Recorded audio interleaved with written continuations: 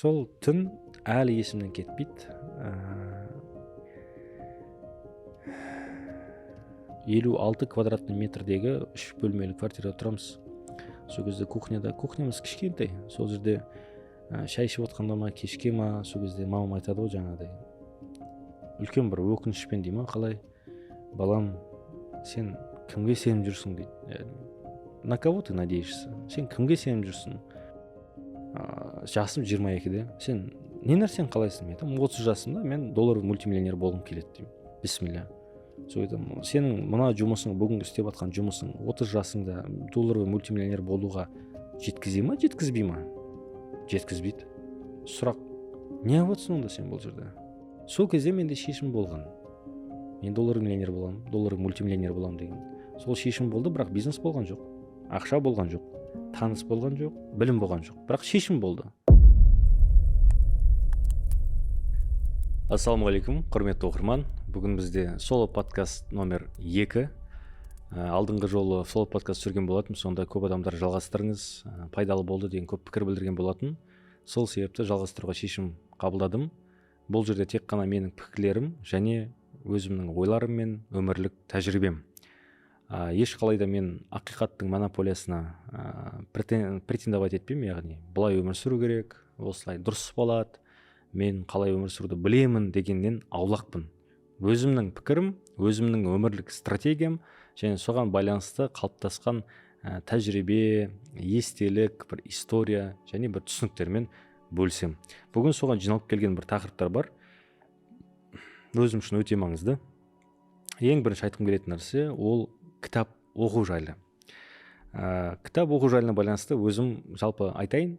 Кішкентай кезімде мен кітапты жек көретін. Өйткені біз ауылда тұрған кезде атаммен бірге, атам бізге шомылуға бару үшін, енді жазда ыстық болады, біз өзенде шомылғымыз келеді. Сол шомылуға бару үшін ағам екеумізді атам қинайтын. Қандай? Тақпақ жатта, мәтін оқы деген секілді ауылдағы өзінің кітапханасында бізді сондай бір шығармашылықпен танысуға мәжбүрлейтін. Сонда мен кішкентай кезімнен қалыптасып кеткен кітап оқу дегенге бір жеркенішпен қарайтын, істегім келмейді деген сияқты. Бірақ өсе келе мен есімде интернатта бір күні енді сәл бұзықтау болдық. Сабақтан қашып жүрмін ғой, 10-шы класста ма сондайда, 11-ші класста, 11-ші класста сабақтан қашып жүрмін. Өзімше бір старшакпын, университетке дайындық процесіндемін. Сөйтіп барлығы мектепке кетеді. Одан кейін мен интернатта тұрамын. Интернатта тұрған кезде сіздерге айтып пе едім, айтпап па едім, не енді интернатта білесіздер, балалар арасында ең үлкен проблемалардың бірі ол туалетный бумага. Сөйтіп туалетный бумага жетпей қалады. Сонымен мен туалетный бумага іздеп жүрмін. И полкалардың арасынан бір ескі кітап шығады. Сөйтіп ана кітапқа қараймын, уже тоже әжептәуір уже бір-екі адам оның туалетный бумагаға бір-екі парағын қолданғанда, сонымен мен сол кітапты бүйтіп аламын случайно, не кітап деп, сөйтіп жайлап оқи бастаймын. Бірінші бетін оқимын, екінші бетін оқимын, үшінші бетін оқимын. Одан кейін түсінемін да, мәссаған, не деген қызық кітап мынау деген секілді. Сөйтіп әлші туалеттің есімнен шығып кетті. Ана кітапты оқып отырдым, сабақтан келген уже бір уақытта сабақтан класстастарым келді, қалай деген сияқты. Мен әлі кітап оқып отырмын. Сол кезде мен өзімнің түсінгенім, ислам не деген топас едің деген сияқты бір ой келді маған. Мәссаған, осыны сен білмегенсің ғой деген сияқты. Сөйтіп кітапқа деген сол кезде сүйіспеншілігім, ынтам ашылды. Ал біздің қоғамда қалай? Кітап оқыса мектепте буллинг болады. Қандай? Ботаник деген. Оқымысты. Өйткені мектепте мен оқыған кезімде көп кітап оқу деген нәрсе бір скучный, недостойный, неинтересный деген сияқты бір ассоциация қалып қойды. Оны кітапта бір оқитын адамдар какой-то бір прыщавый нефтемщиктер, былайша айтқанда мектептің чорттары деген сияқты бір сондай бір түсінік қалыптасты, как будто ер балаларға, которые андай болады ғой, енді тестостерон қалыптасып жатқан кезде кітап оқу жараспайды деген сияқты. Бір оқымысты деген сөз, бір жақсы сөз, бірақ менің құлағыма бір оскорбление, бір адам саған балағаттап жатқан сияқты естілетін болды. Сондай бір призманы мен ойлаймын, бірінші очередь біз жастар өзіміздің ішімізде өзгерту керекпіз деп. Сол 11-ші класстан бері мен ойлаймын, қазір где-то 300 немесе 400 шамасына кітап оқыдым деп. Әйелім де Аллаға шүкір сондай өзі кітап оқу, кітап оқыту, дұрыс оқу маманы болып шықты. Енем де сондай. Сол мәселеде өзімнің былайша айтқанда кітапханамның болуына, кітапты сүйіп оқуыма, кітапты жүйелі оқуыма осылай әйелім де ықпал етеді. өйткені ол аптасына кемінде бір в среднем екі кітап бітіреді. Мен енді айына бір 2 кітап бітіретін шығармын. Соны айтайын дегенім, сол кітаптарды оқудың арқасында өмірлік сапам өзгерді, ойлау өрісім де өзгерді. Жұмысқа деген өзімнің тәжірибем де, түсінігім, видение, стратегия дейді, управление, осы нәрсенің барлығы қалыптасты. И осы кітап оқу деген нәрсе нұрландырушы деп айтар едім адамды, көзін ашушы. Орысша айтқанда учение свет, не учение тьма дейді ғой. Сол сияқты оқу ол жарыққа қарай жүру. Оқымау, кітап оқымау, ол мен ойлаймын қараңғылықта болу. Сол себепті өзіңізге ұнаған кітаптарды оқысаңыз болады. Вообще просто алып бірінші бетін оқысаңыз болды. Бірінші бет емес, бірінші сөзін оқысаңыз болды, арғы кітап сізді алып кетеді. И мен айтайын дегенім, менің блогым, менің осы каналым ол ақша табу, байлық, дәулет әлемінде сондай бір тематикада болғаннан кейін соған байланысты кітаптармен бөлісіп өтейін. Бірінші кітап, мысалы мен айтқым келетіні, «Самый богатый человек в Вавилоне» деген кітап.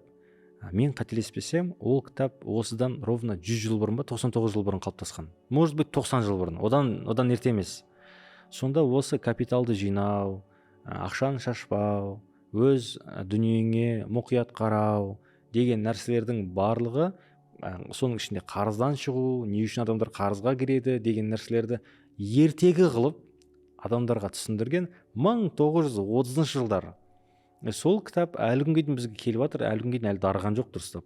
Екінші кітап, мысалға маған ұнайтын, «Атлант расправил плечи» деген кітап. Ол Айн Рэндтің, немесе Айн Рэндтің кітабы. Оның түп тамыры орыс адамдар, бірақ кейін кезінде, революция кезінде Америкаға көшіп, соның ұрпақтарының бірі осы «Атлант расправил плечи» деген кітап жазған. «Атлант расправил плечи» деген кітаптың мағынасы қандай?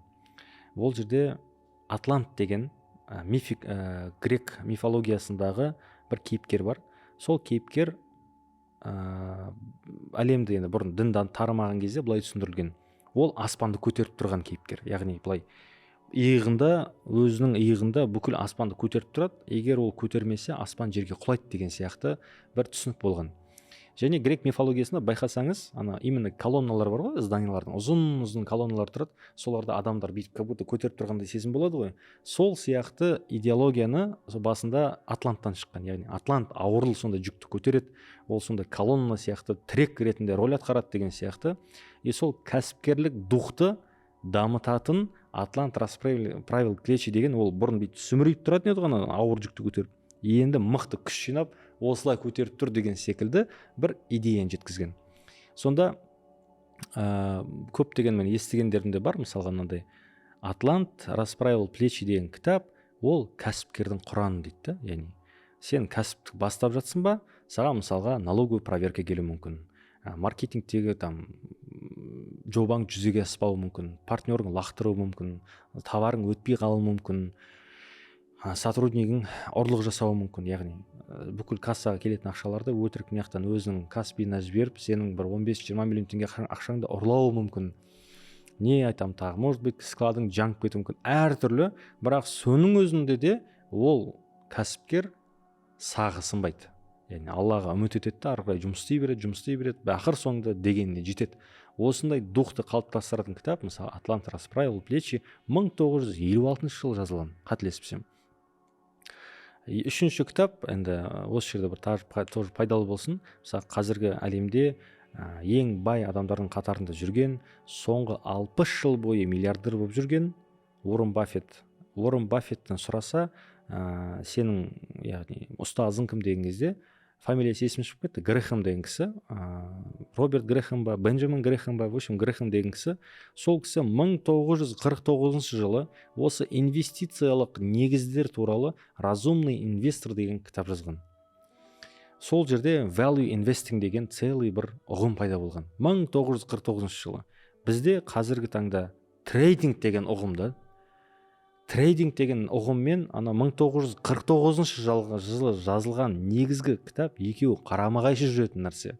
И мысалға 1949 жылы адамдар сол трейдингтің жүзеге аспайтындығын, немесе ондай ол тиімді емес екендігін, сен егер рынокты озғың келетін болса, соңында ұтылатындығыңды заранее уже математический модельмен есептеп, үлкен мықты ғалымдар, сол жаңа Принстонның, MIT-дің, Гарвардтың, Оксфордтың Гарвардтың және Стэнфордтың мұғалімдері бірігіп осындай зерттеулер жүргізіп осы кітапты жазған. Мысалға разумный инвестор деген.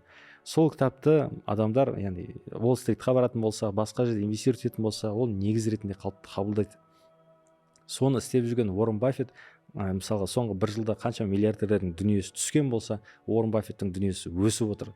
Осындай стратегия жұмыс жасап жатқан кезде біздің халық какой-то бір трейдингқа алданып жүреді ше. Сондықтан мен ойлаймын, ол трейдингті жасап жатқандар немесе соны насихаттап жатқандардың ешқандай кінәсі жоқ. Оған кінәлі сауатсыз халық деп ойлаймын. Яғни өздерінің көзі ашылмаған, өздері ізденбеген, өздері зерттемеген, сөйтті анау бір нәрсе деді ғой, мынау бір нәрсе деді ғой деп әркімнің сөзіне еріп, соңында құрбан болып қалу ықтималдығы жоғары. Енді трейдинг деген тек қана жаман деген сөз емес, бірақ оны жасау үшін өте жоғары, прям мен айтамын, колоссальный, гениальный адам, бір өте мықты базамен, бір технологиямен ақпараттарды зерттеп жасамаса, ол жерде мен айтамын, нан жоқ. Өте қызығы, біреулер оған инвестиция тартады, басқа да тірліктер жасайды. Мүмкін қолынан келіп жатқан шығар, мен білмеймін. Мен қолынан келеді деп сенгім келеді, бірақ менің каналым ұзақ мерзімді дәулет құру каналы болған екен, мен сіздерді ондай нәрсеге қатты еліктемеуге шақырамын. Жалпы осы моментте кітап оқуға байланысты өзіңіз қандай сатыда жүрсіз, қалай оқисыз, қаншалықты жиі оқисыз, осы нәрселер бойынша өзіңіз пікір бөлісіп кетіңіз. Комментарийіңіздің бір бөлшегі осы туралы болсын. Вообще кітап оқисыз ба? Кітап оқыған адамдар туралы не айтасыз? Тағы бір наблюдение айтайыншы өзім.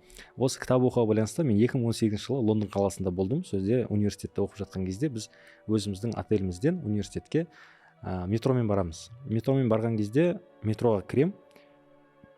Ол халықта 80% халық метромен жүреді.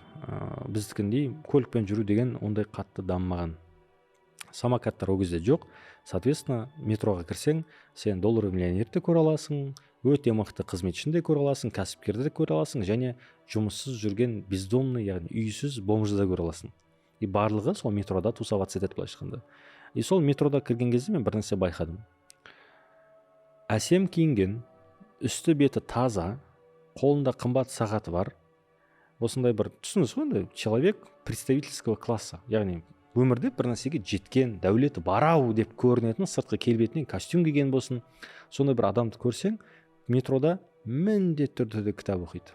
Прям қарайсың, именно англичандар метрода кіресің, штабельмен былай отырады да, барлық кітаптар. Олардың әдетінде өзінің төс қалтасында кішкентай кітап ұстап жүреді. Мысалға біздің Абай атамыздың 45 қара сөздер деген сияқты кішкентай кітаптар бар ғой. Сол сияқты кітаптарды салып алады. Сол кітаптарды метрода средний путь 19 минут пен 40 минуттың арасында алады. Сол кезде 20 минут, 30 минут олар кітап оқиды. Мысалы, ал тура сол вагонда андай көп қара нәсілді андай болады ғой, деп қатты шулап сөйлейтін, мәдениеті төмен, ха-ха-хи-хи, үсті шөп сасып тұрады, не темекі сасып тұрады, сондай адамдар әңгіме айтып жатады, телефон шығып жатады. Мен сол кезде екі айырмашылықты өте қатты көрдім. Яғни санасы қандай адам бос уақытында қалай өткізеді, санасы қандай адам оказывается былай жасайды. Енді бұл нәрсе бәріне қатысы жоқ. Мысалы, мен де уверенмін, анда-санда егер жаңағыдай профессионал, мықты представительский адам досымен кірген болса, мүмкін әңгіме дүкен құратын шығар. Бірақ көп жағдайда, яғни 80-90% жағдайда олар кітап оқиды екен.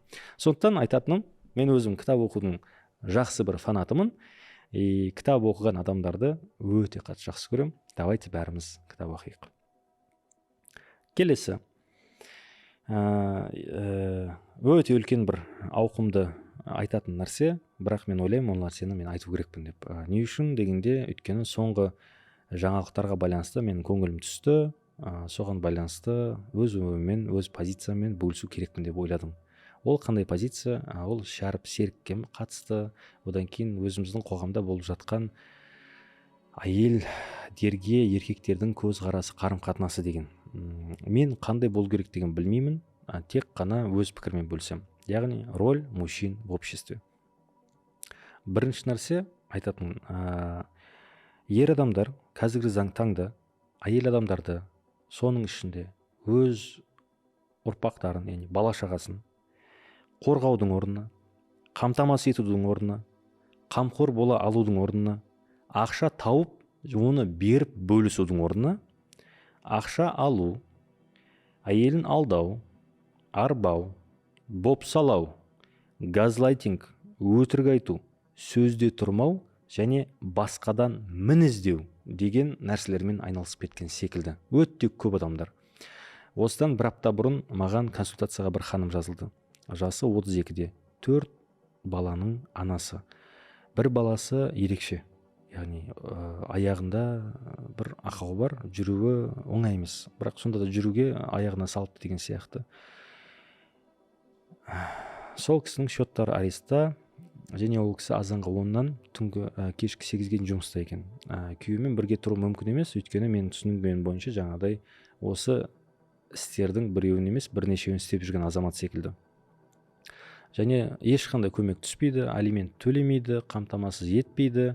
Тек қана бір комнаталы квартираны өзінің атына, мамасының атына жазғанда соны беріп қойған, пока что тұра бер деген сияқты, бірақ басқанда ешқандай көмек бермеген. Сол квартираны беруінің шарты есеп ретінде алименттерден отказ жазасың деп, былайша айтқанда әйелінен ешқандай құқық ала алмайтындай қылып көндірген екен. Соңында әйел адам сұраймын ғой, сіздің үлкен балаңыз нешеде? 11-де дейді. Кенже балаңыз неше десем, 4-те дейді. Олар сіз жоқта кіммен бірге уақыт өткізеді деген кезде өздері отырады дейді үйде. Мен өте қатты ол кісіге қалай айтсам болады, жаным ашыды, бірақ енді профессионал ретінде олай мен көрсете алмаймын. Бірақ сол моментте өмірде осындай ер адамдардың жауапсыздығының кесірінен болып жатқан өте ахуалдың үлкендігіне көзім жетіп жатыр күніге. Және бір жақын адамның отбасында да осындай жағдай естігеннен кейін жаман қатты көңілім түседі. Сондықтан мен өз пікірімді айту міндетім деп есептеймін. Мені көретін каналдың ішіндегі әйел адамдарға және осында қарайтын ер адамдарға еске салғым келеді, что ер адам бірінші очередь ол привилегияны алушы адам емес. Мысалы, привилегия дегеніміз не? Мен еркекпін, маған құрмет көрсетіңдер. Мен еркекпін, мен тамағым дайындаңдар. Мен еркекпін, мен киім дайындаңдар деген сияқты привилегияларды алу үшін мен еркекпін, мен отчет бермеймін. Мен еркекпін, мен баланың көтін жумаймын. Мен еркекпін, мен үйді тазаламаймын. Мен еркекпін, мен тамақ істеуге міндетті емеспін. Мен еркекпін, мен посуда жумаймын. Мен еркекпін, мен телефонымның паролін ешкімге айтпаймын деген секілді привилегия, ол яғни особый статус, бұнда бір жоғары лауазымдағы немесе жоғары бір санаттағы дәрежеге лайықты болу үшін сен сол еркектің жауапкершілігін көтеру керексің деп ойлаймын. Ол жауапкершілік қандай? Отбасыңды қамтамасыз ету, отбасыңды қорғау, отбасыңа қамқор болу, отбасыңа дұрыс үлгіні көрсете алатындай бір менторлық жұмыс атқару деген сияқты. Егер де олай функцияларды, функциональный ответственностьтарды қамтамасыз ете алмай, бірақ привилегияларды талап ету, мен ойлаймын, ол әділетсіз. Сондықтан давайте жаңағыдай жас ұрпақ, өзімнің қатарластарым, бауырластарым, давайте осындай өзіміздің тарапымыздан бір кішігірім флешмоб дейміз ба, осындай бір марафон дейміз ба, жасайық. Осыған байланысты қазір өзімнің де историямен бөлісем. Давайте өзіміз больше жауапкершілік алайық. Еркектің қандай болу керектігін үрдісін көрсетейік. Басқа біреулерді кінәлаудан, өсек айтудан, әйел адамдарға дөрекілік сөйлеуден, немесе оларға құқықтарын таптаудан, арбаудан сақ болайық. Ол өте ер адамға жараспайтын тірлік. Қоғамда болып жатқан ахуалға қарағанда мен түсінгенім өте үлкен, ол масштабта болып жатқан нәрсе сияқты болып көрінеді. Сондықтан мен өз тарапынан ойлаймын, осындай бір жақсы көзқарасты білдіру. Өзімнің оқиғамда бұлай болды. Енді мен простой семьядан шыққаннан кейін біз әйелмен үйленген кезімізде определен қиыншылықтар болды. Оның ішінде қаржылай. Сол кезде енді біз үйленгеннен кейін уже сразу әйелім жүкті болды. Жүкті болғаннан кейін баламыз туылды. Баламыз туылғаннан кейін 1 айлық па, 2 айлық па, есімде жоқ, кішкентай, өте кішкентай балам. Сол кезде келіншегіммен паркте отырған кезде, келіншегім ол кезде жұмыс жасайды, маған былай айтады: Ислам дейді, мен жұмыс істегім келмейді дейді. Ол кезде менің табысым енді жақсы, бірақ айтарлықтай мол емес. Сол кезде мен айтамын: қалай сен жұмыс істемейсің?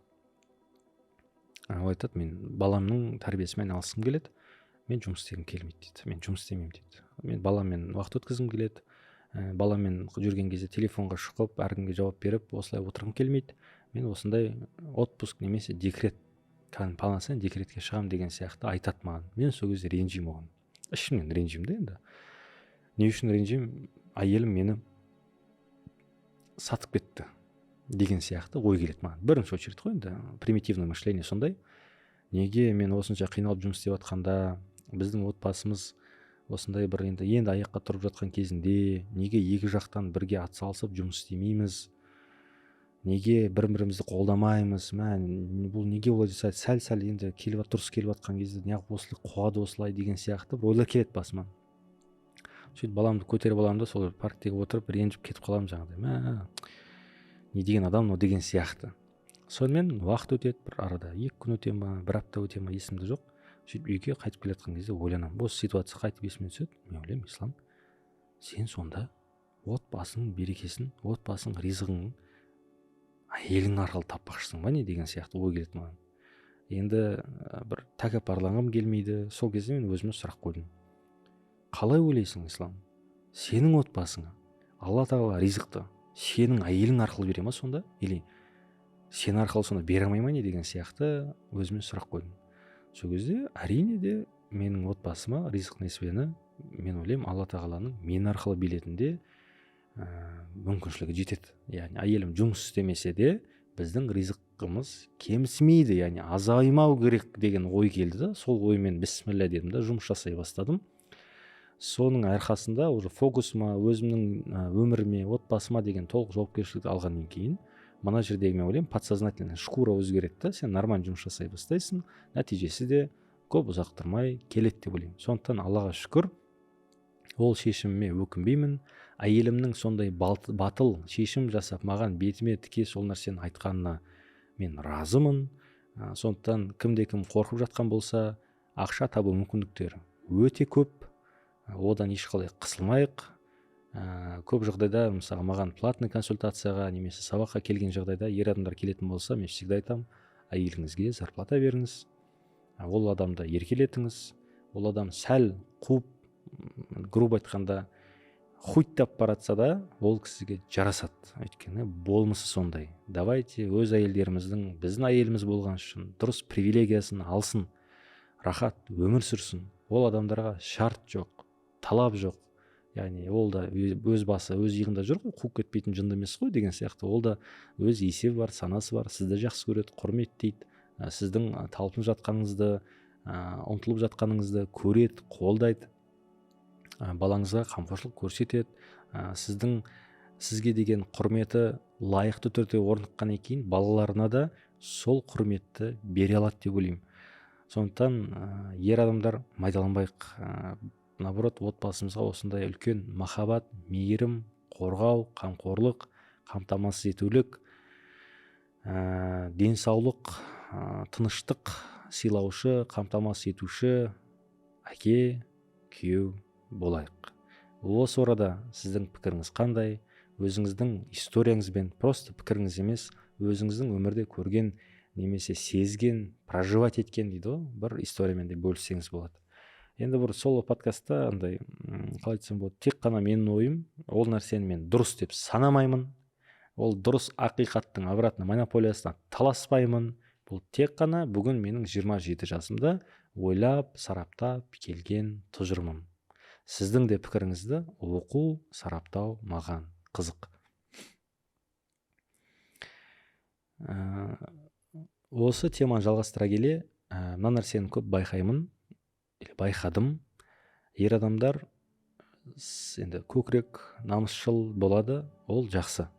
Бірақ өтірік намысшыл, өтірік өркөкірек, өтірік патриот болғанның ешқандай пайдасы жоқ. Оны дұрыстап айта кетейін. Мысалы, бір кісі айтады, мен жұмыс істемеймін, өйткені мен еркекпін, мынау ұят қой мынау дейді. Бірақ ақша таппау ұят емес та. Яғни жұмыс істемейді, немесе жұмысының табысы жеткіліксіз, бірақ новый нәрсені істеуге қарсылық білдіреді. Неге? Аргументі ұят дейді. Сонда әке шеше жаңағыдай қарызда жүру, қарызды уақытында төлемеу, отбасыңды қамтамасыз етпеу, балаңды басқалардан енді относительно кем жағдайда өсіру ұят емес қой получается. Бірақ сенің ақша табуға жасап жатқан осындай бір былай да бір түсініксіз жаңа қимыл әрекеттерің ұят получается. Мен ойлаймын, бұл жерде фундаментальный ошибка кетеді. Сараптау жоқ болғаннан кейін, өз сезімдерімен адам жұмыс жасай алмағаннан кейін, ол нәрсе адам осындай бір тупикқа келеді деп. Мен мысалға неше түрлі ауыр жұмыс жасайтын, бірақ отбасы үшін деп осылай арпалысып тырысып жүрген аналарды да, әкелерді де өте қатты құрметтеймін. Прям өте қатты құрметтеймін. Ол адам автомойкада, мойкада жуатын жұмыс істейтін адам болса да, таксовать ететін болса да, официант болып жұмыс істесе де, грузчик болып жұмыс істесе де, мен ойлаймын, ол адам настоящий герой, яғни батыл адам, біздің заманымыздың супергеройы. Бірақ ақиқатты біліп, тарихтан хабары болып, діннен хабары болып, өте көп мысалы профессионалдық қабілеттері болып, бірақ жұмысында немесе өзінің ақша табу жолында осындай ұят, ыңғайсыздық, қорқыныш сезімдерінің құрбаны болып, отбасына деген қамтамасыз ету міндетін ысырып тастап жатқан адамдарға сәл сұрақтарым бар. Бірақ енді оларды мен тұрлаумен айналыспаймын. Әркім өз шешімін өзі қабылдайды, өз отбасымен өзі өмір сүреді. Сондықтан былай осындай взгляд со стороны, и қазіргі өзіміздің жас ұрпақтарға, буындарға болашақта осындай ситуациялар болып тұрады. Ол по-любому болады, это называется точка роста. Осындай кезде өзіңіздің эгоңызды, өзіңіздің қорқынышыңызды, немесе ұят сезіміңізді асырап жүрген ақымақтық болады деп ойлаймын.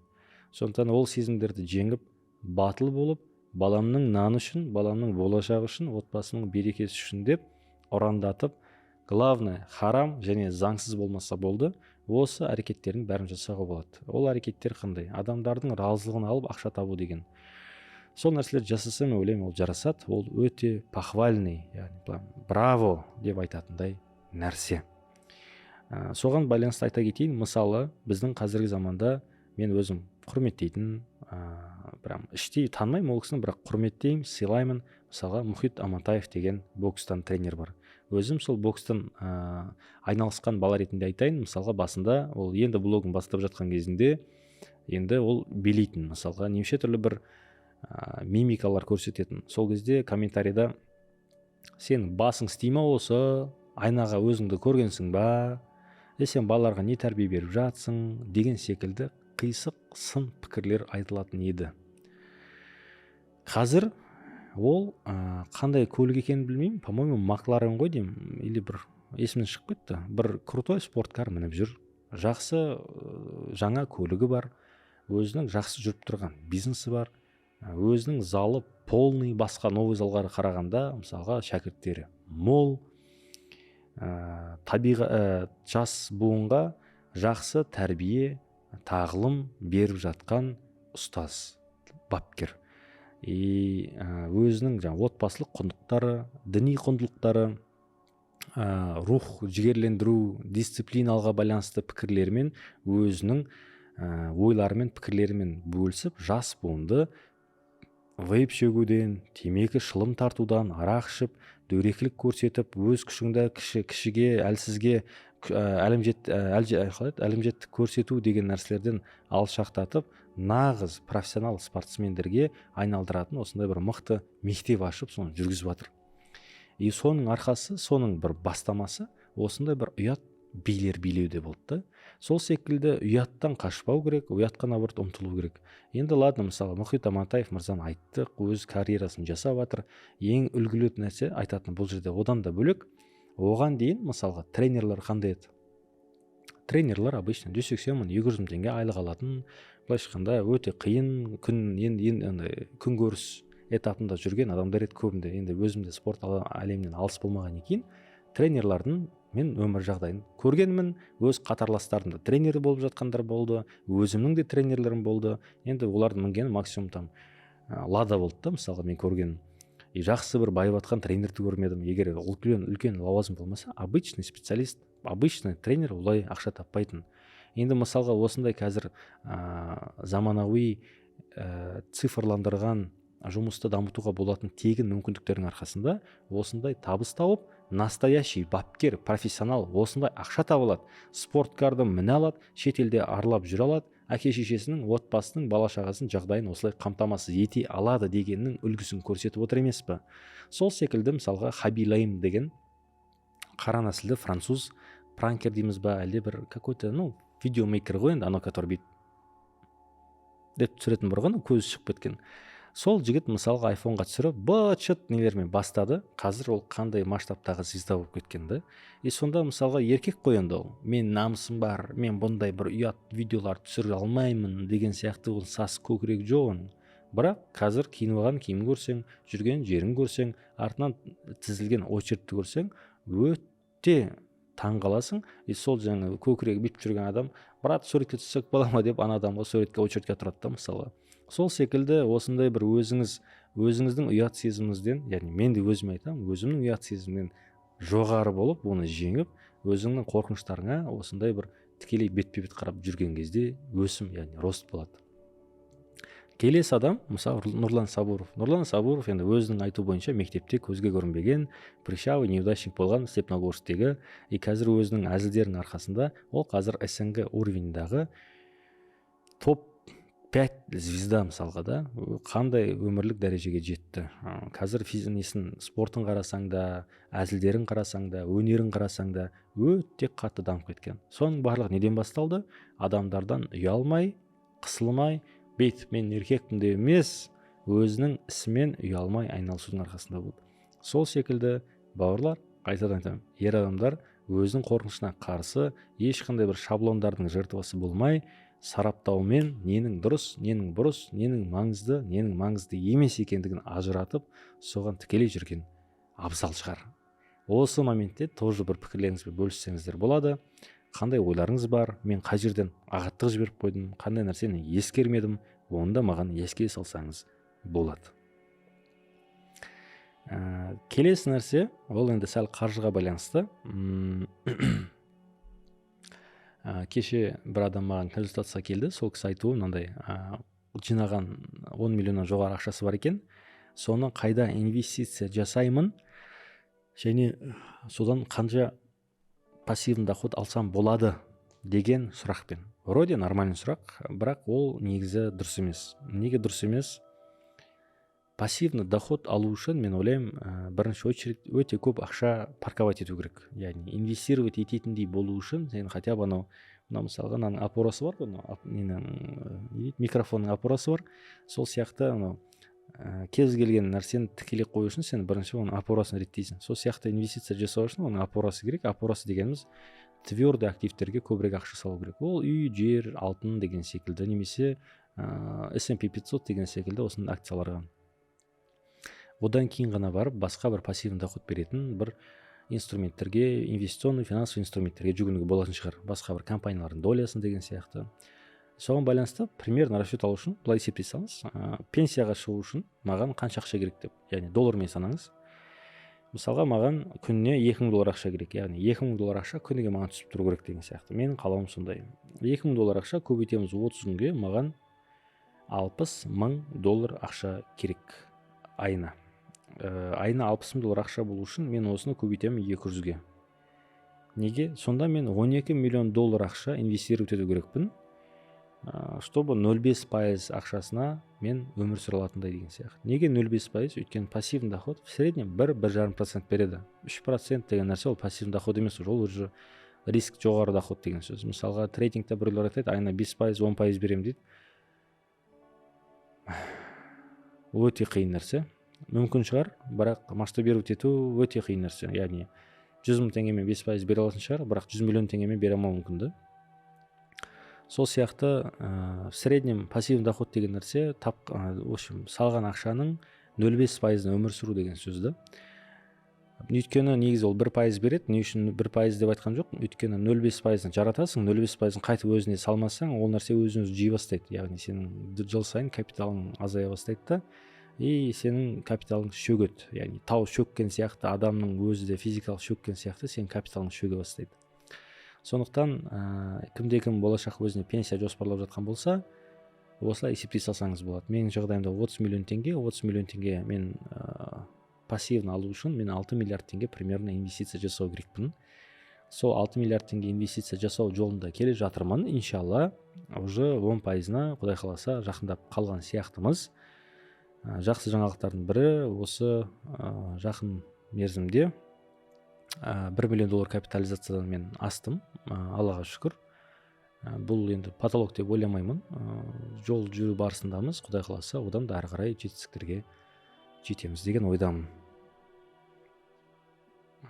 Так, келесі тема қандай еді? Осы моментте қандай да бір сұрақтарыңыз болады, комментарийді тағы да қалдырып кетіңіз. Тағы да ескертіп айтамын, мен барлық комментарийді оқимын. Оның ішінде жақсы болсын, жаманы болсын. Егер хейт немесе жаңағыдай критика конструктивті болмаса, яғни сен малсың, анау жаман сөздер болатын болса, сразу ескертемін, мен сіздерді блоктаймын. Екінші мүмкіндік болмайды. Өткен жол бір адам солай жазып жіберді, ислам ақиқатты айтпайсың ба, кредит харам, анау мынау деп. Мен ненің харам, ненің халал екендігін айтатын имам немесе теолог маман емеспін. Ол туралы айтатын менің хақым жоқ деп ойлаймын. Сол себепті оны сәйкес мамандарға, сәйкес сол білімнің иелеріне, ілім иелерінен барып сұраған, тыңдаған абзал болады. Мен өзімнің тек қана пікірлерімен бөлісем, қаржыға байланысты, қаржыны көбейтуге байланысты пікірлерімен бөлісем, ол тек пікір. Бірақ жаңағыдай ауыр сөздер айтып, бір дұрыс емес критика айтатын болса, мен сізді блоктаймын, ескертіп айтамын. Және екінші рет қайтып келмейсіз. Келесі айтатын нәрсе ол шешім қабылдау жайлы. Вообще былай болады, білмеймін, мүмкін төмен самооценканың кесірінен шығар, мүмкін өзінің ішкі тірегі төмен шығар, может біреу оның сағын сындырған шығар, білмеймін енді. Но әртүрлі себептермен почему адамдар өздерін жақсыға лайықтымын деп есептемейді. Соның әсерінен шешім қабылдай алмайды. Қандай шешім деген кезде, мысалға элементарно мен бай боламын деген, бисмилля, мен бай боламын деген шешім қабылдай алмайды. Неге? Ақша болса жақсы ғой, бизнес жүріп кетсе бай болатын еді, мынандай типа болады ғой. Мектепте екі баланы ерегістіреді, сен мынамен шығасың ба дейді, шығамын дейді, сен ше десе, тисе қарап тұрмаймын дейтін ше, андай. Сол сияқты мен бай боламын десе, алла ақша беріп тұрса қарсы болмаймын деген сияқты нәрсе болмайды. Сіз шешім қабылдау керексіз. Ол түбегейлі, мындай безоговорочный, безотлагательный дейді ғой. Сонда бір шешім болады. Грубо айтқан кезде, әкесі мен бай боламын деген сияқты сондай шешім шығу керек деп ойлаймын. И сол шешім шығады ма ішіңізден, бисмилля деп оны айтқаннан кейін, мен ойлаймын, ол вопрос времени, яғни әшейін уақытта Алла Тағала сізге ол нәрсені береді, иншалла. Мүмкін 5 жыл, мүмкін 10 жыл, бірақ болады. Оны не үшін айтып жатырмын? Осыдан 2019 жылы мен бір шетелдік компанияда жұмыс жасадым. Сол жұмыс жасаған кезімде менің айлығым өте төмен болды. Сол кезде жұмысқа келгенде маған менің жұмыс беруші, яғни мен жұмысқа алған адам маған келіп, сен неге жемпірімнің ішінен, яғни жемпірім бар, жағасы мынандай, жемпірімнің ішінен футболка, яғни жағасы жоқ, ақ футболка, енді оны базовый футболка деп айтады. Сондай футболка киіп келгенмін. Біздің жұмысқа рубашка киіп келу керек деп айтты. Сол кезде мен қатты ішім ашыды, өйткені мен сол жұмыста 15 сағаттан жұмыс жасайтынмын, өз өмірімді сол жұмысқа арнап жатырмын, олардың айтқан барлық просьбаларын жасап жатырмын, бірақ олардың маған беретін айлығы 99 мың теңге, который ешнәрсеге жетпейтін. Сөйтіп ішімнен ойлаймын, менің 99 мың теңгеге көлік алатын ақшам жетпейді. Сендер қалай өздерің жағдайды маған жасамай, менен определенный бір форманы сақтау бойынша талап қоя аласыңдар деген. Форма берсең бір жөні, біз саған бердік қой форма, сен не форманы кимейсің деп сұрасаң, бөлек әңгіме. Мен киімім жоқ, туп оған ақшам жетпейді ол форманы алуға. 2-ақ рубашкам бар, немесе 3-ақ рубашкам бар, оларды сен күніне бір-ақ рет киесің, ер адам болған екен терлейсің, иісің шығады, мен сасып жүргім келмейді. Сол себепті оны мен жуатын менде үйде әйелім жоқ, немесе өзімнің жуайын десем 15 сағат жұмыс істеймін, мен үйдің тірлігімен айналысатын уақытым жоқ. Сендер мені не талап етіп жатсыңдар деген сияқты ішімнен осындай бір сол кезде реніш болды. Сөйтіп жаңағыдай отырым ноутбуктың алдында, өзім рабочий местамда, open space'та отырым, ислам, ішімнен сұрақ қойдым, сен не істеп отырсың мына жұмыста деймін. Білмеймін, жасым 22-де, сен не нәрсені қалайсың? Мен айтамын, 30 жасымда мен доллар мультимиллионер болғым келеді деймін. Бисмилля. сол айтамын, сенің мына жұмысың, бүгінгі істеп жатқан жұмысың 30 жасыңда доллар мультимиллионер болуға жеткізе ма, жеткізбей ма?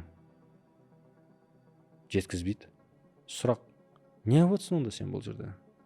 Жарайды деп тұрдым да, бір HR-ға бардым, жаздым, айттым, мен жұмыста істегім келмейді, мен бұл жұмыстан кетем дедім.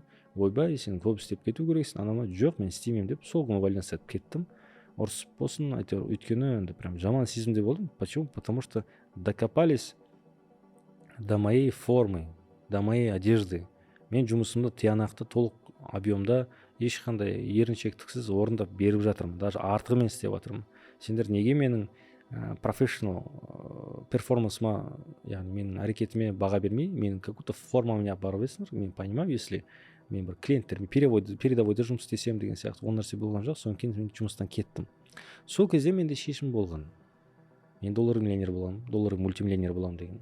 Сол шешім болды, бірақ бизнес болған жоқ, ақша болған жоқ, таныс болған жоқ, білім болған жоқ, бірақ шешім болды.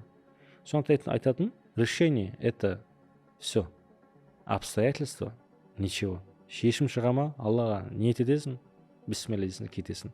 Осы жерде мен өз анама алғыс айтқым келеді.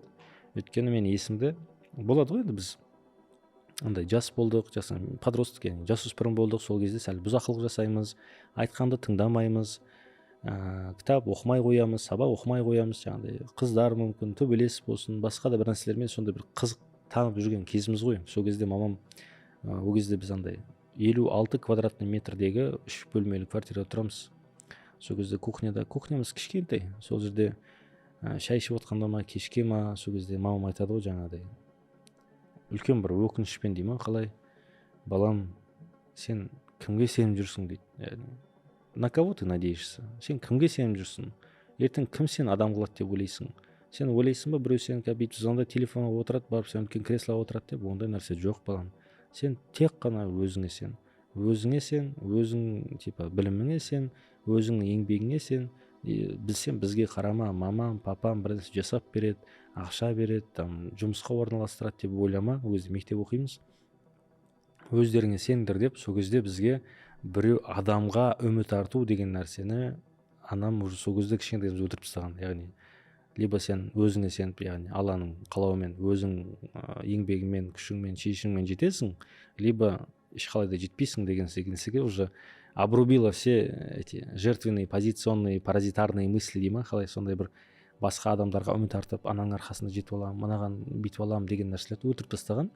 Сол себепті сол кезде бисмилля деп, осындай өзіміз мен жасай аламын, оны бәрібір жасау керекпін деп, сондай увольнительный шешім жасап, ол жұмыстан кетіп, содан кейін осындай кәсіп ашып, қадалып, қиналып, сол жолдарды өтіп, үйреніп, соның арқасында әйтеуір бір нәрселер болып жатыр, шүкір. Соны айтайын деген, ол бірінші мысал, решение все, обстоятельства ничего. Яғни обстоятельства деген ақшам жоқ, танысым жоқ, мүмкіндігім жоқ, жылайым жоқ деген сияқты нәрселер ғой. Ішіңдегі рухың болса, алып шығасың. Біріншісі увольнение, екіншісі мысалға соңғы сатып алған осы ютубта да менде каналымда бар, үйге обзор жасаған, көрген боларсыздар. Сол үйді сатып аламын деп шешім шығарған кезде менің қалтамда ол үйге ақша болған жоқ. Мен даже планировканы білдім, қандай планировка болатындығын, локацияны білдім, бірақ қай үй екендігін білген жоқпын. Бірақ уже точно шешім болды. Сол үйді көрген кезде ол үй броньда тұрғандығын, последний планировка сондай. Мен айттым, ана кісімен сөйлесіңіз, мен осы үйді сатып аламын дедім. Бірақ қалтамда ақша жоқ. Өйткені алам деген шешім болды, бәрібір алу керекпін, қалай болсын да алам деп шешім қабылдадым да, ниет еттім. Одан кейін бронь қойдым, бронь қойғаннан кейін ипотека алам деп жоспарладым. Сөйтіп ипотекаға жоспарлап жатқан кезімде оларда внутренний рассрочка шықты. Сол внутренний рассрочка алам деп бетіп жүрген кезде уже мен полный ақшаны жинап қойдым да, соны бисмилля деп оны төлеп жібердім. Сол секілді, бірақ ол ақшаны табам деп мен жоспарлай алмадым. Ол ақшаның точно маған келетіндігін мен білмедім. Бірақ мен бір Аллаға сыйынып, бисмилля осы үйді аламын деп ниет етіп мен шешім қабылдадым. Сол шешімнің арқасында Алла тағала маған осылай деп берді. Дәл сол секілді менің де досым бар осы Алматыда, ол да осылай үйлі болды. Сол кезде ол былай айтқан, осындай ипотека қосын өйстіп алып алсам деп ойлап айтып жатқан ғой. Сол кезде дос айтқан, досым, сен уже ниетің арам ғой, сен қараш, уже ипотека қалам деп сөйлеп тұрсың. Алла тағала саған беретін ризығы көп. Сен сразу айтсай, наличка қалам дейсиш деп деген айтқан ғой. Сол кезде досым айтады, сенің де сөзің жаны бар, Құдай қаласа соған жеткізсін деп айта салған. Содан кейін бір 2 жыл ма 2 жыл ма өтті, соңында ол наличкаға осындай үй алды. Айтайын дегенім, сол қандай шешім болады, соның обстоятельствосы пайда болады да. Сол секілді шешім шығару өте үлкен, қалай айтсам болады, определяющий, решающий момент дейді ғой. Сондай. Келесі. BMW сатып алдым, сіздерден көрген шығарсыздар көпшілігіңіз. BMW-да жүрдім, бірақ сол кезде BMW-ға ақшам да болған жоқ, дүнием де болған жоқ. Мен бірақ білдім, маған осы BMW ұнайды, осы цветте, мен последний кузовтағы BMW-ны аламын деп, сол кезде последний кузовтағы BMW-ны алған болатын. Хотя ақшам болған жоқ шешім қабылдаған кезде. Сол сияқты $1 миллион деген теманы да білесіздер. Мысалы, кім мен Инстаграмды қарайды, соңғы 1,5 жылдың көлемінде мен өзіме осындай $1 миллион капитализацияға жетемін, жоспарлаймын, Құдай қаласа барамын деген шешім болды. Сол шешімнің арқасында ішімде рух, күш, какой-то бір топливо болып тұрып постоянно жүретін. И сол нәрсенің арқасында мінекей нәтиже бола қалды. Мен ойлағам, негізі февралында болып қоямын деп, бірақ осы мамырға деп айтсақ, грубо айтқанда мамырда болдық делік. И 3 ай кешігіп қалдым да, ничего страшного, ешқандай да ол жаман емес, Алланың бұйырғаны болады. Мен оған сабыр етем. Айтайын дегенім, сол шешім қалай болады, ол солай болады. Дәл сол секілді үйлену процесі. Әйелмен үйленетін кезде тойға ақшам болған жоқ, қалың малға деген секілді басқа нәрселерге ақшам дайын болған жоқ. Главное, мен ішімнен білдім, мен осы қызды алғым келеді, осы қызды сүйемін, осы қызбен өмірімнің бірге болғанын қалаймын, және осы қызды мен үйленемін деген шешім болды. Бисмилля дедім да, сол кезде үйленіп кеттім. Хотя есімде ол кісілердің тарапынан да, менің кісілердің тарапынан да тежеулік енді айтады ғой, асықпа, дайындалайық деген сияқты. Мен айтам, жоқ, мен дайындалмаймын, мен үйленемін деген секілді. Ақшасы да келіп қалды, сәті де сондай бір үйлесті. Енді чуть-чуть қарыз алдым әрине, но бірақ қазықта да күшті сөз бар ғой, қарыз алсаң да қатын ал, қатының қалады қойныңда, қарыздан құтыласың деген сияқты. Сол сияқты енді қатын деген сөз жақсы емес, но мақалда айтып жатқаным ғой, сондай бір прикольный опыт болды. Сол секілді шешім шықса, бәрі жақсы болады екен деген сияқты. Жаңағы кішкене келіншегімен сөйлескенде де, мен жұмыс істеймін, ислам, сонда сен ризығың, Алладан келетін ризығың әйелің арқылы келе ма не саған деген сияқты өзіме қойған кезде, сол кезде мен шешім қабылдадым емес па, енді әйелім жұмыс істемесе болады, ол кісіден мен ондай талап етпеймін деген сияқты. Көп адам шешім қабылдағанда қорқады ғой енді. А что если не смогу? Яғни мен үйді, ладно, жаңағыдай үй аламын деп бронь жасап қойдым, төлей алмай қалсам ше деп айтады ғой мысалға. Сол кезде менде күшті бір ответ бар, мынандай. Өзім айтамын. Андай ключевой вопрос мынандай ғой. А что если я не смогу деген? Қолымнан келмей қалса не болады? Сол кезде өзім айтамын.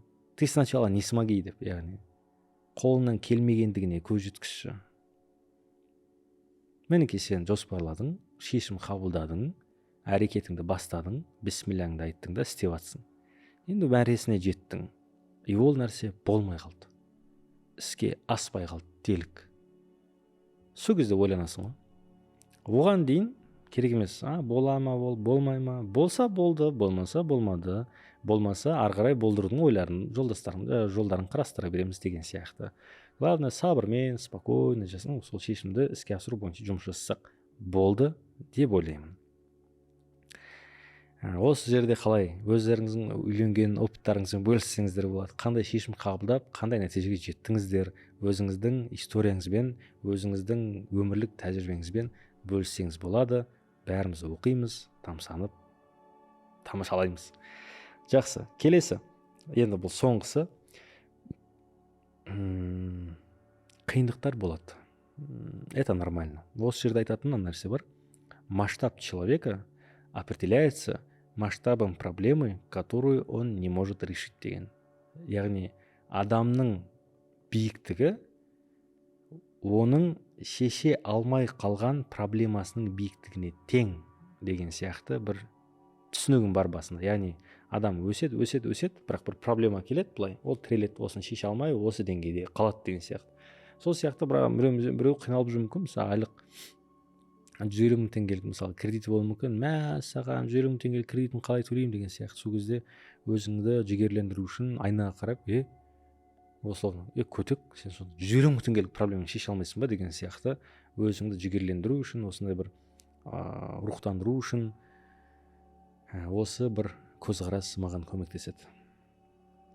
Өзімнің осы жолымда кәсіпті енді бастаған кездегі ең қиналған момент ол әлі есімнен кетпейді. Прям былай тұрып қалған. Ол қандай? Өйткені ол мынандай болады. Мен бір бачат бизнес-центрде деловой дом Алматы деген есімді 5-ші этажында, сондақта бір түкпірінде бір офис істемей істеймін. Бізге напротив бір сетевой пирамида, голд бір нәрсе деген пирамида істейді. Оның адамдар шумный мешать етеді бізге. Сөйтіп бір апа келіп алып бізге бір әңгіме айтады, сендер Брайан Трейси не деген білесің ба деген секілді бір біздің жұмысымызға мешать етеді. Сондай бір арзан бизнес-центр ғой, короче. Сол кезде есімде жұмыстан шығам түнгі 12-де ма, пятница күні кешке шығам. Жұманың түнінде шығам да, ол кезде ағам бір жаққа кеткен, ағамның 1996 жылғы бір БМВ-сі бар тұғын, который задний колесосы қырқылдайтын. В общем, недочеттар көп еді. Ручник істемейді деген сияқты сондай еді. Сөйтіп сол машинаны оталдырам, сөйтіп үйге қарай қайтып келе жатқан кезде, ол где-то мен қателеспесем бір қараша айлар, түн суық, Астана жол тайғақ деген сияқты. Сөйтіп жұмыстан қайтып келе жатқанда бір сәл жүрем, бір повораттан бұрыламды, сол жерде бір кісі былай қол тосып тұр екен. 2019-да ол кезде Яндекс такси деген болған жоқ. Сол кезде ана кісіге енді мен ақшам жоқ, кәсібім жүрмейді, қарыздарым бар, біршама қиналып жүрмін. Сөйтіп сол машинамен кетіп баратқанда енді ағамның машинасы тегін машина, тегін бензин болып тұр, енді тегін ақша қалмайын ба деген сияқты ой ғой енді менде. Сол кезде жаңағы бір қол созып тұрған кісіге тоқтаймын, таксовать етуге. Сөйтіп тоқтаған кезде ол кісі маған айтады, бір заведениенің атын айтады, атын атпай қойын. Сонда дейді, средний енді рыночный ол кезде таксимен өзім жүремін, машинам жоқ, либо осындай анда-санда таксовать етіп қоямын. Сол кезде ставканы білемін. Ол жерге баратын болсаң, ол 700 теңге, короче. 600 теңгеге де баруға болады, но в среднем 700 теңгеге барады адамдар. И анау кісі 1000 теңге дейді, в общем. Ішімнен қуанып кетемін. Сөйтіп ол кісі отырады жаныма, оң жағыма отырады, мен водителімін. Ол кісі, оказывается, ішіп алған екен. Түнгі 12-де, получается, ол кісі сол енді пятница деген бір астағфирулла жаман нәрсе бар. Сол енді пятницасын жасап, ол кісі бір заведениеден екінші заведениеге кетіп барады екен, оказывается, түсінген бойынша. Сөйтіп сол кісі жаныма отырды, ана кісінің аузынан, үстінен спиртнойдың иісі бұрқырап тұр, короче, алкогольдің. Ол кісіне жақтырмайтын, бірақ ешкімді соттамаймын. Ол ішетін болса өзі ішеді, өзі көреді. Мен ол кісінің тәрбиешісі емеспін. Сөйтіп үндемей отырмын, жүріп баратырмын. Бір уақытта ол ұйықтап қалды. Қорлап ұйықтап жатыр. Жолда кетіп баратыр. Сөйтіп жаңа заведениеға жақындаған кезде бір ситуация болады. Ол қандай ситуация? Мен университет кезінде, мектеп кезінде бірге араласқан достарым бар. Брат дейміз ғой енді, братья болып жүрген браттар бар. Сол кезде, сол заведение жақындап жатқан кезде, сол заведениенің алдында менің қаншама жыл бойы бірге уақыт өткізген сондай жақын таныс, дос, бауыр, браттар әңгімесін айтып тұр екен сол заведениенің алдында. И мен енді получается сол университетті бітірдік. Университетті бітіргеннен кейін жарты жыл период қой, бір 5 ай периодта. Ол кісілер жұмысқа тұрған, айлықтарын алып жүр, нормально өмір сүріп жатыр. Мен кәсіп жолын бастаған, мен кәсібім жүрмей жатыр. Сәйкесінше мен таксовать етіп жүрмін. И олар осындай бір увеселительный заведениеда жақсы көңіл-күй көтеріп, бір-бірімен араласып, ха-ха, ху-ху болып жатқан кезде мен какой-то бір ішіп алған адамды 1000 теңгеге таксовать етіп жүрмін деген енді сразу ой келді. Мен анау получается ағам машинасы ғой. Ол кісілер оны білмейді, ағам машинасы екен. Сөйтіп алдында тұрады, енді түн көрінбеді, олар маған назар аударған жоқ та. Мен сол ең входтың алдынан сәл бір 50 метр жүріп өтіп барып тоқтадым. енді ұялдым ана жерде, қатты ұялдым, қысылдым, мәссаған деген сияқты. Ана кісі ұйықтап қалған, как раз ол айтпады да, типа осы жерден ғой деген сияқты. Өтірік өтіп кеттім да, ана жерден тоқтадым, сөйтіп ана кісі мы приехали деймін. Ол кісі деді, мен айтамын, я оказывается чуть проехал деп қоямын. Енді өтірік айттым ол кісіге, өйткені түсіндіріп отпайсың ғой осындай осындай деп. Ол кісі рахмет деді да, 1000 теңгемді берді да кетті, короче. Сөйтіп солай үйге қарай қайттым. Сол түн әлі есімнен кетпейді. Өте қатты ұялған кезім болды. Әркімде осы моменттер болады деп ойлаймын. Бұл сынақ, бұл сынақты дұрыс түсіну керек. Ол кісілердің өмірлік жағдайы, базалары, старттары басқа болды. Менікі басқа болды. Сондықтан негізінде ол ешқандай да ұялатын нәрсе емес негізі. Мен ақша тапқым келді, ақша тауып өзімді қамтамасыз еткім келді сол кезде. Ол үшін жасаған барлық амалдарым заңды болса болды, бәрі нормально негізі. Сондықтан ол ұялатын нәрсе емес деп ойлаймын. Бірақ сол кезде менің психикам әлі төмен болған соң, мен сол жерде қатты ұялдым, қатты қысылдым десек те болады. Осындай бір момент есімде. Өздеріңізде осындай моменттермен бөлісіп қойсаңыз болады. Бір жұмыс жасау барысында бір танысыңызды көріп қалған кездеріңіз болса, қандай сезімде болдыңыз, не сездіңіз вообще, сол кезде қалай, қазір қалай қабылдайсыз деген сияқты ғой. Менде осылай, мен оны бөлісе аламын. Иногда сол жігіттердің кейбіреулерімен бөлісем де күлем. Осындай болған еді есіңде ма деген сияқты. Осындай еді ғой деп. Одан да басқа моменттер жетеді ғой енді. Жалпы сол, қазір Аллаға шүкір, сол еңбекті, сол пейнетті, сол қиындықты, сол тәуекелді көтергеніме, жасағаныма, істегеніме, таймағаныма шүкір етемін. Алла сол кезде қолдағанына, сәт бергеніне, сондай бір күш жігер қуат бергеніне шүкір етемін. Оно того стоило. Өте қиын болды деп айта аламын. Енді әркімнің жолы дара, оңай жерде нан жоқ. Экономикада бірінші заңы there is no free lunch. Яғни тегін обед жоқ жерде. Просто так ақша таба салу, просто так пайда көру деген нәрсе ол өтірік. Ол нәрсе болмайды. Тәуекел болады, қиыншылық болады, стресс болады. Соның арқасында бір нәрсе болады жалпы. Сондықтан осы нотада мен сол подкастты аяқтаймын. Кімде кімге ұнаған болса, лайкты басып, каналымызға тіркеліп, осы видеоның астына комментариймен бөлісіп кетіңіз. Ол комментарий не просто жақсы болды, ұнады емес, өзіңіздің алған әсеріңіз, ойыңыз, жеке өзіңіздің историяңызбен бөлісіп, бір беріліп, осы каналдың белсенді мүшесі ретінде жазыңыз. Мен оқимын, кері пікір қалдырамын. Осылай бір-бірімізбен байланыс орнатайық. Ал егер де кімде-кім өзінің консультациялық немесе осындай бір қаржысына көзқарас, кері байланыс және болашақта өзіміздің болып жатқан трансформация курсымызға қатысамын, осы ислам қаржылай көзқарасымды өзгерткім келеді, табысымды өсіргім келеді, сол өскен табысымнан Құдай қаласа накопление жинап, оны инвестиция жасап, иншалла пассивный доходымды көбейткім келеді дейтін адамдар, сауатты, сапалы адамдар болса, мен мына жерде WhatsApp номер қалдырамын. Сол WhatsApp номерге жазып, трансформация курсына немесе жеке консультацияға жазылыңыз. Кездескенше.